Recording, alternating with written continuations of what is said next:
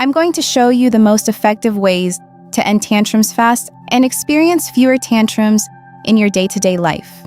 Now, some parents find these quite hard, maybe even a little brutal. But what I can tell you is although they can feel that way, they're really not. You're not harming your child in any way or damaging their attachment to you.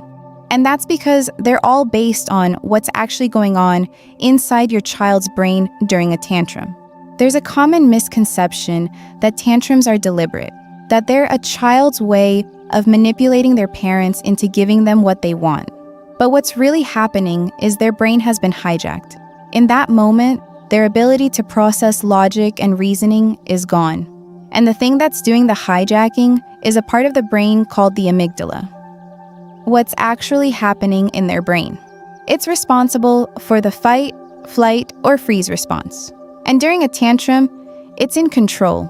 And if the amygdala senses anything that could be perceived as a threat, why your words make it worse? It escalates the tantrum further. What makes it worse is that even the tiniest things can be perceived as a threat. If your child senses even the smallest hint of frustration in your voice, tension on your face, or stress, it's going to signal to the amygdala that there is a threat and escalate the tantrum. So we need to be really careful about how we approach the tantrum. For example, this morning, my 3-year-old had a complete meltdown because I cut her toast into squares instead of triangles. Now, I really wanted to tell her that it still tastes exactly the same and she just needs to eat it. But those feelings were very real to her, and dismissing them wasn't going to help. You can probably relate to this feeling if anyone's ever told you to just calm down when you were upset.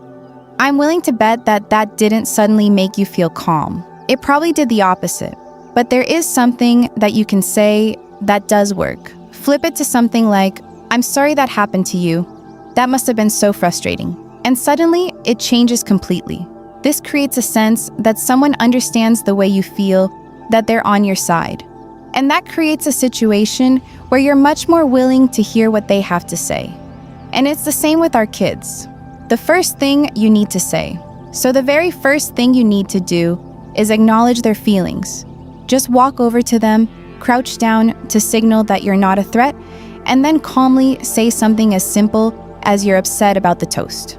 Now, often when I tell parents this, there's a little bit of pushback because they're worried that when they do this, they're condoning their child's behavior. But you're not at all, because you're just acknowledging what they're feeling. You're not mentioning anything about your child's behavior, which is how they're expressing that feeling. And that distinction means that you are not condoning their behavior. Okay, so you acknowledge their feelings first, and sometimes this is enough to stop that tantrum in its tracks. They calm down quickly and move on. But most of the time, the tantrum continues.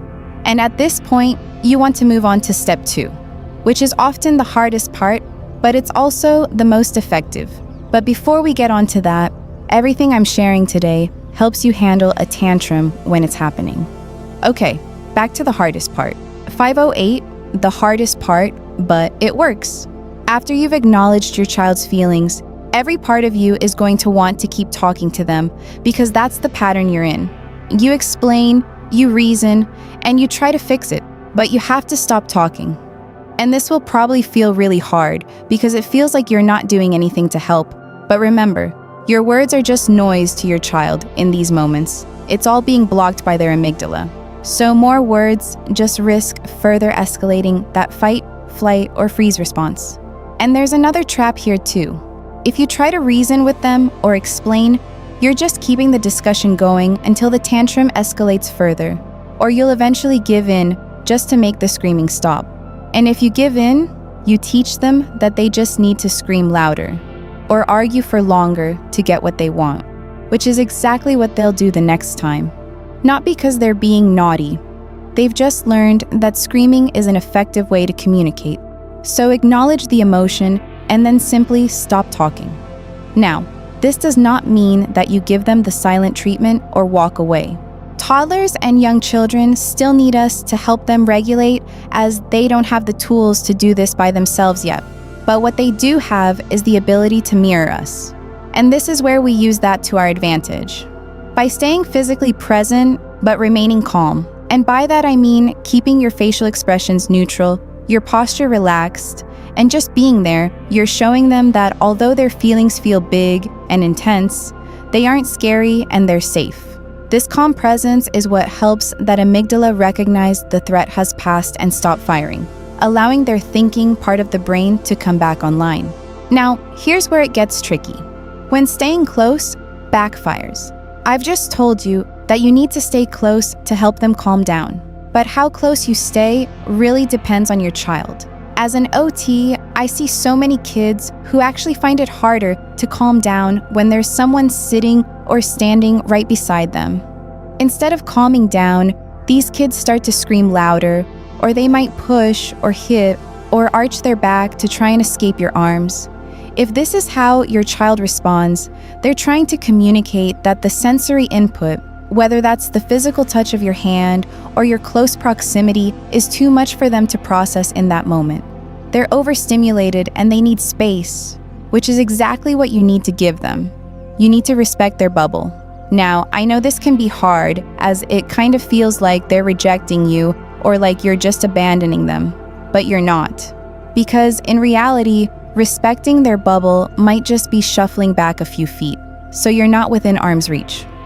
Or moving to the other side of the room, or it might mean getting up and walking just outside the door. And the way you stop this from feeling like abandonment to your child is you tell them exactly what you're seeing, what you're about to do, and then you calmly do it. So for example, you might say, you're upset about the toast and you don't want a hug right now. That's okay. I'm just going to stand outside the door and I'll be right here when you want to cuddle. Then you calmly follow through. When you respond calmly like this, instead of running out the door or in a panic or frustration, you show your little one through your body language that you aren't scared of their big emotions. You're simply giving them the physical space they need to help their amygdala realize the threat has passed and allowing them the chance to calm back down. Now, when your little one is starting to calm down, 8:02, the moment that trips most parents up, you'll see it in their behavior. They'll start to cry less. They might give you more eye contact, or they might even reach out for a hug. When this happens, it's a sign that their amygdala is quietening down. You're on the right track, but it is not silent yet.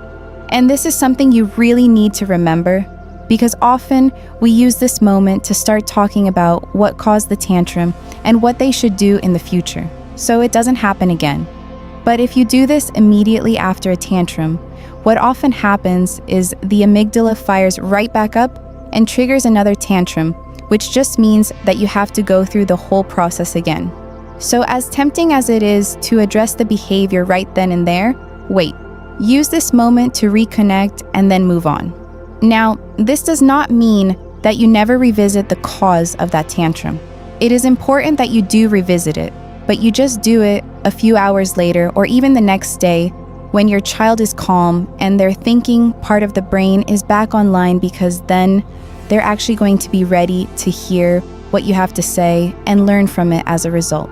Tantrums in public, what to do now? All of this works when you've got the time to do it, but sometimes there's a time crunch and you need to be in an appointment in 10 minutes.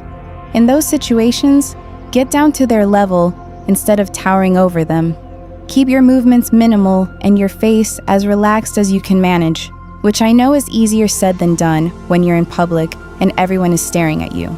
Then acknowledge their emotion and then give them two options that you're happy with. So for example, if you're at a playground and you need to leave, you might say, "You're sad because we have to leave the playground. We have to be at the doctor's in 10 minutes. Do you want to hold my hand, or should I carry you to the car?" Then you pause and give them a chance to choose. If they don't choose, which is very likely because the logical part of their brain isn't working, you make it for them and say something like, "I'm going to carry you to the car now," and then you do it. Sometimes just getting through the moment is the best that you can do, and that is completely okay. Now, I know that everything I've shared today is much easier said than done. When you snap, and you will, in the heat of the moment when you're tired and your child is screaming, staying calm is incredibly hard. And the truth is, often we don't. We snap and react in ways that we aren't proud of. It happens. But something you might not realize is how you respond after those moments has a huge impact on your child. It influences how they see themselves, how they handle conflict, and how safe they feel letting people get close to them. It literally affects every relationship they'll ever have. This is why going back and repairing that connection is one of the most important things that you can do for your child's development. But there is a very specific way to do it correctly. In this video here, I step you through exactly how to repair with your child after you've snapped, so you can restore their sense of safety, build their self-esteem, and ultimately strengthen the bond they have with you. So click here to watch that one next.